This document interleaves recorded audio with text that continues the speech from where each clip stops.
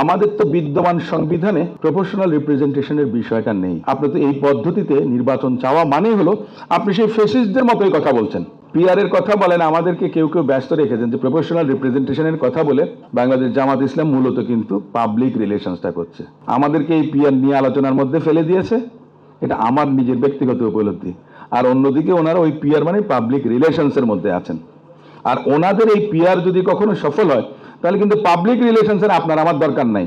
যারা আপনার সংসদ সদস্য হতে চান তারা কিন্তু জনগণের কাছে যাওয়ার প্রয়োজন হবে না। কারণ আমার দরকার হবে আমি যদি সালাউদ্দিন ভাইকে খুশি রাখতে পারি, আমি যদি দলের আরও উপরের দিকের এরকম 5-10 জন নীতি নির্ধারককে সন্তুষ্ট রাখতে পারি, তাহলে আমার নামটা 1 থেকে 300-র মধ্যে লিস্টে অনেক উপরের দিকে দিয়ে দিবেন। তাহলে আমার কিন্তু আমার যে কনস্টিটিউয়েন্সিতে সাধারণ জনগণের কাছে, ভোটারের কাছে আমার যাওয়ার প্রয়োজন হবে না।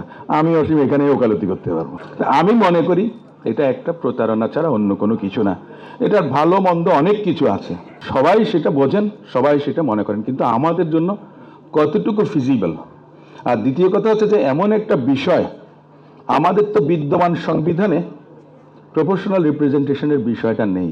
তাহলে আপনি সেটা ভোটের আগে অর্থাৎ পরবর্তী একটা সংসদ আসার আগে আপনি তো এই পদ্ধতিতে নির্বাচন চাওয়া মানে হলো আপনি সেই ফ্যাসিস্টদের মতোই কথা বলছেন।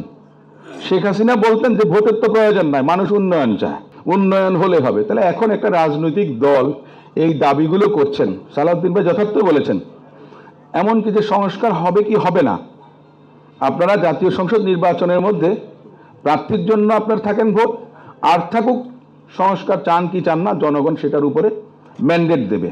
যুক্তরাষ্ট্রের 1 নম্বর জিম চেইন গোল্ড জিম এখন আবারও বাংলাদেশে বসুন্ধরা আবাসিক এলাকা ও বসুন্ধরা সিটি শপিং মলে।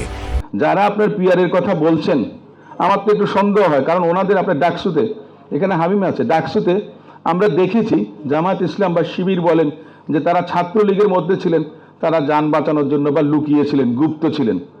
জামাত ইসলামকে আপনার পিআর পদ্ধতি চালু করে ওই গুপ্ত সংগঠন হিসেবে যারা আছে আগামীতে কি তাদেরকে এমপি বানানোর জন্য, সংসদে পাঠানোর জন্য ষড়যন্ত্রে লিপ্ত আছেন? বাংলাদেশের জনগণ কিন্তু ভুল করবে না।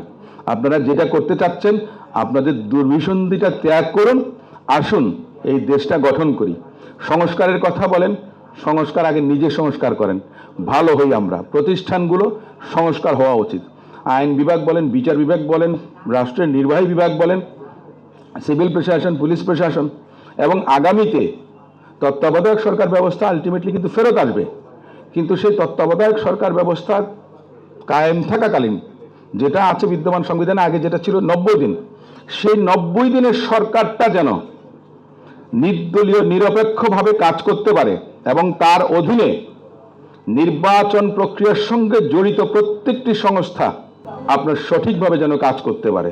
বিভিন্ন পদ্ধতির কথা বলেন, অমুকের কথা বলেন, এগুলি বলে জনগণকে বিভ্রান্ত না করে অতি সত্বর যেন নির্বাচনটা হয়, সেই দিকে সবার অন্তত পথ চলা উচিত। বিভ্রান্তি না করে সবারই উচিত দেশের স্বার্থে, জনগণের স্বার্থে, গণতন্ত্রের স্বার্থে এবং ফেসিস্টকে মোকাবেলা করার স্বার্থে এক জায়গায় আসা উচিত।